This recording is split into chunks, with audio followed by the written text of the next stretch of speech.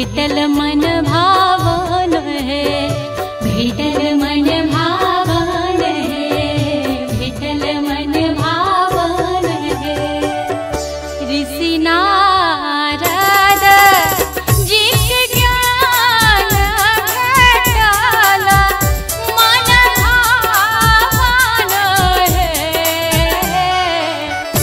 ऋषि नारद जी के ज्ञान भेटल मन भावन है। ललना रे भात करथी शुभ गान सोहा वोन पावन है। रे ललना रे सेवा करथी शुभ गान सोहा वोन पावन है।